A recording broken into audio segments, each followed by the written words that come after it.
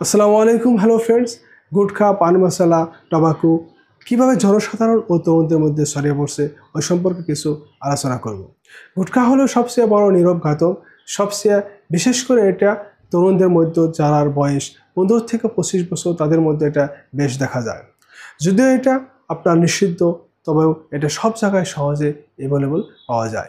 এটি কেন এত স্প্রেড হয়েছে তার কিছু কারণ আপনাদের সাথে আলোচনা করব। আসুন ভিডিওটি প্রথম থেকে শেষ পর্যন্ত দেখুন। Like, share, subscribe and bell আইকনটা টিপুন। এটি অনেক সহজলভ্য, অ্যাভেলেবল, যেটা 5 থেকে 10 টাকা দিয়েই আপনার ছোট প্যাকেটগুলো পাওয়া যায়। তাই পকেট মানি দিয়েই এটা সহজে কেনা যায়। যেটা নাকি চায়ের দোকান, পান তামলের দোকান, তারপর স্কুল কলেজের বাইরে ছোট ছোট দোকানে এগুলো অনেক সহজে পাওয়া যায়।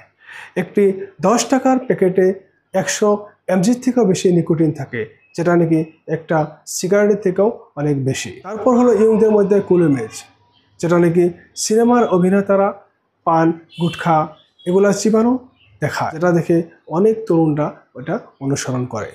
এছাড়াও বন্ধুর চক্র পড়ে, যেমন বন্ধুয়ে বলে যে একটা খা, কিছু হবে না, টাকা লাগবে না, ফ্রিতে খা। পরে এটা খেতে খেতে এক সময় নিজেও নেশায় পরিণত হয়ে যায়, এডিকশন হয়ে যায়। তারপর এটা নিজের থেকে খাওয়া আরম্ভ করে দেয়। এখন আসুন হিডেন মার্কেটিং। যদিও পান মশলা, বিমল এগুলা ভালো নাম দিয়ে মার্কেটিং করে, তবে সেখানে নিকোটিন মিক্স থাকে, যেটা নাকি আপনার শরীরের জন্য অনেক ক্ষতিকর। তারপর হলো ফ্যামিলি ও সমাজের অসচেতনতা।